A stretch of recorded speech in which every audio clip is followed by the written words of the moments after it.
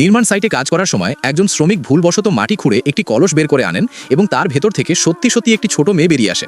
সেই ছোট্ট মেয়েটির ডান হাতে ছিল একটি ঘণ্টির মালা এবং বাম হাতে একটি অদ্ভুত কম্পাস।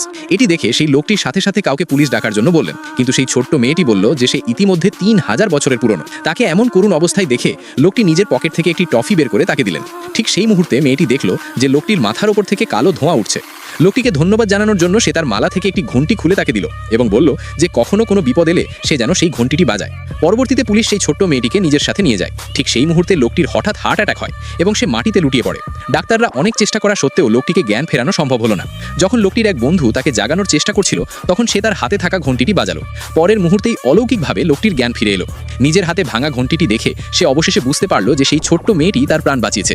জিজ্ঞাসাবাদে পুলিশ জানতে পারে যে সেই ছোট্ট মেয়েটির একটি ছোট ভাইও আছে, তাই তারা মেয়েটিকে তার ভাইয়ের বাড়িতে নিয়ে যায়।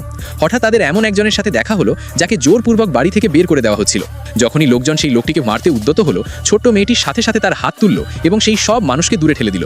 জানা গেল যে সেই লোকটি ছিল মেয়েটির নাতি, কিন্তু লোকটির বিশ্বাস হচ্ছিল না যে এই ছোট্ট মেয়েটিই তার দাদি। তাই মেয়েটি তার পকেট থেকে জেড পাথরের তৈরি একটি লকেট বের করলো।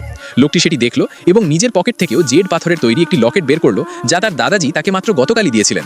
অবশেষে সেই দুটি লকেট রহস্যময়ভাবে একে অপরের সাথে জুড়ে গেল।